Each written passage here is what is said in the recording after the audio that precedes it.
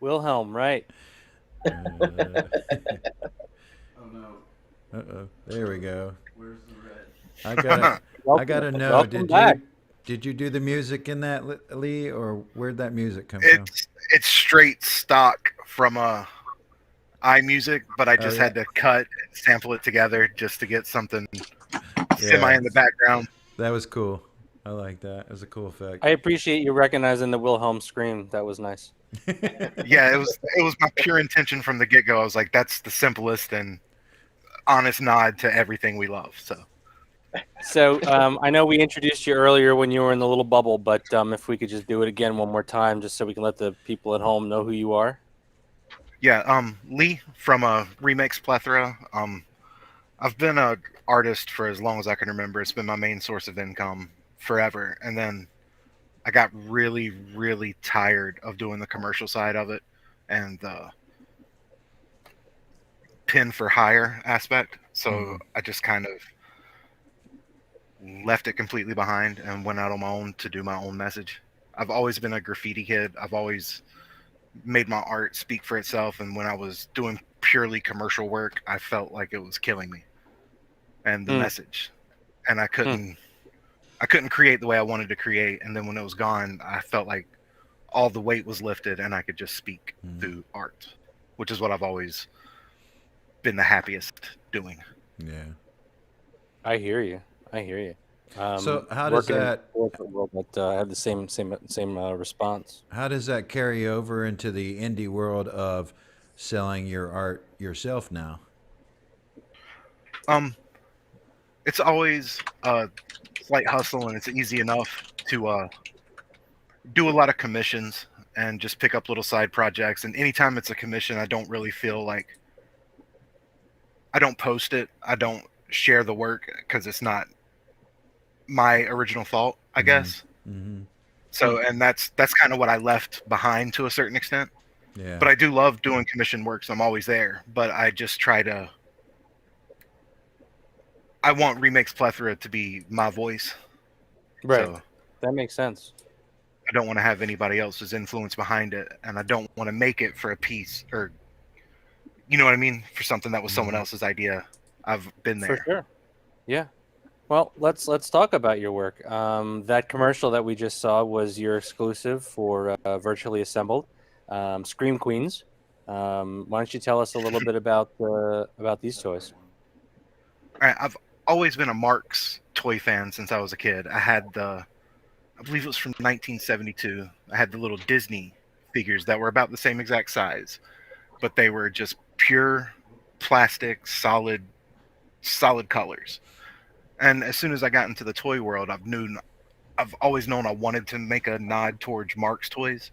And as soon as I started doing my research and everything, and I saw the Campus Cuties line, I was like, that's perfect. And then just talking the idea out and trying to flesh it out, I eventually decided to do the horror element because I do a lot of horror cons as well. That's where I sell a lot of my toys. Cool. So I went in that direction, and then obviously it being a virtual con, I figured green screen was the right way to go. So I got the green screen paint and just went to town. Well, that was really cool because I was messaging with you just the other day, and when you told me, and I have the exclusives in hand, and when you told me it was literally called green screen paint, in case those at home don't believe it, it is actually green screen paint.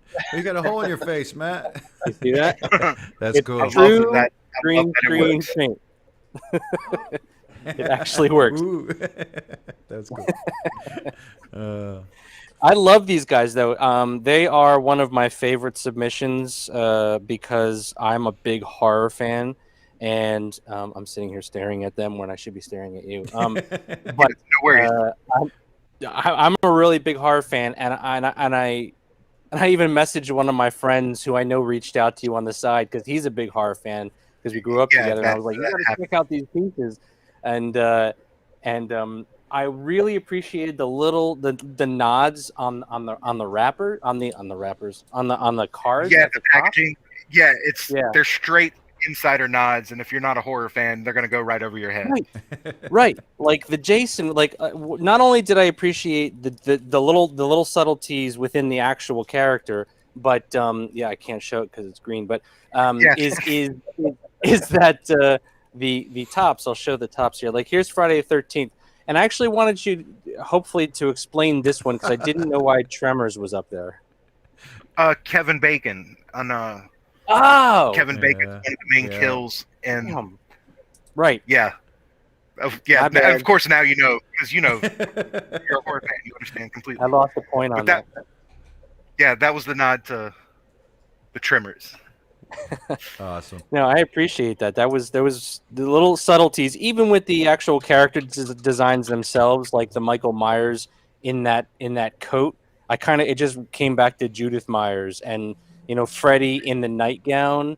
That was obvious.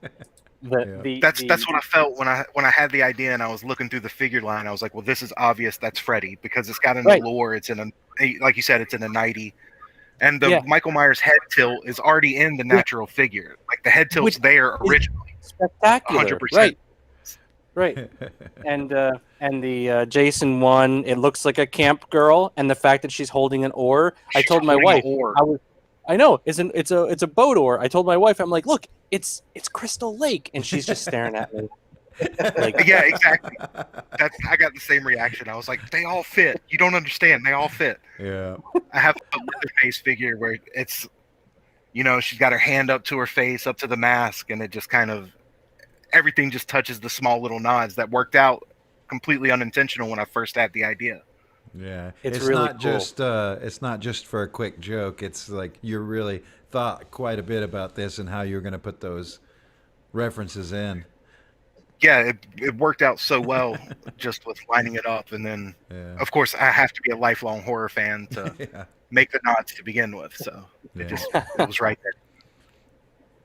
So the green colorway we got, but we're going to see more than just this green screen exclusive. We're going to see some more colorways during the actual event and some potentially new characters, not just Freddy, Jason, Leatherface, and Michael Myers, right? Yeah, for sure. I've got a Pinhead. I've got Hannibal Lecter. I've got Ghostface from Scream. I'm looking around to see which other ones that I've worked on. I've got an Oni mask from Japanese folklore. I've got quite a few that I didn't want to mail you 10 exclusives, and I didn't want to be that guy. You got anything you can show on camera right now? I'm gonna see if I can line one up. Let's go. Ooh. Oh, cool. Oh, okay. The screen. Little Ghostface screen in a nightgown. Yeah. In the nightgown, like it. Yeah, nice. Yeah. Cool. And then. Oh, wow. Pink? Hold on. Way. There you go. Oh, wow. There's the Oni mask. Oh, sweet. Oh, nice. Yeah, it's a little blurry. Cool. Yeah, but I've got probably at least 6 more figures that are to be announced and to be unveiled at the live table viewing during the con. Awesome. Cool. I'm really excited to see this. Yeah. Will you have any of your classic kit bashed Hummels? Oh yeah, I'll have some Hummels. I'll have my my records that I've come to be known for. Yeah. Like I get requested those more than anything else I've ever created. I think that was the first thing I noticed from your booth. Sitting across from your booth, I'm like, oh, look at the record covers. Yeah, it was one of those where I've always used found art for as long as I can remember whenever I'm creating. And I was just one day I started to use found art as backing, and then just you see albums for 10 cents at yard sales, $1 a piece maximum. And I was able just to find inside jokes right away with some not so Yeah, PC I remember references here and there and going towards. I remember the first time at last year's Assembly Required. I remember seeing that the Bill Cosby record with the pill bottles on there. Yep, that's exactly it. And it was like Bill Cosby's Best Friend was the name of the album.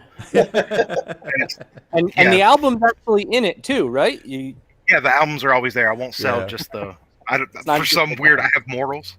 I'm not going to sell just a blank like. Yeah, I remember. Yeah, if you want to listen to it, you I can. remember thinking you could totally get away with just the cover, but like, yeah, the Right. fact that you actually got the record in there too, that just makes all the difference. Yeah. Yeah, they might be scratched up, but it's definitely there. Yeah. And I've had a Yeah. few people buy it and be like, I'm just buying this for the album. I'm like, you're buying it though. So Yeah. When you started resin casting, you did the Kit Bash tumbles and the kitschy 60s little statues and stuff, correct? Is that correct? yeah. That's where when I first got into resin casting, I'd always made gifts for my friend who's a fellow horror fan, and I started just finding broken Hummels with the heads broken off of cats, or the heads broken off of ducks, or broken arms. And then I just started sculpting the bones and the entrails for if it was a head that was broken. And I started filling that in, and that was my first go-to and my main seller at many horror cons, because Yeah. I could sell the cast, but I could also sell the originals. And now I regret selling the originals because I can't make any more casts. So lesson learned, but I was brand new at it. Like you said, it was my first go-to. Nice. All right. Well, that's great. Thanks for joining us on Joker Thanks Joker a ton. TV. It was great to see all you guys. Yeah, I appreciate it. So I appreciate you coming on.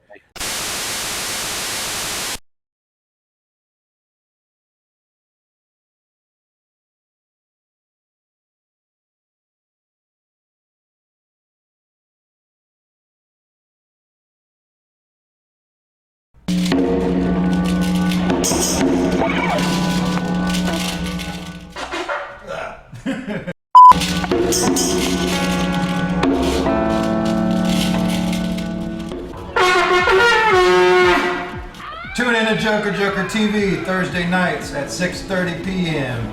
JokerJokertv.com.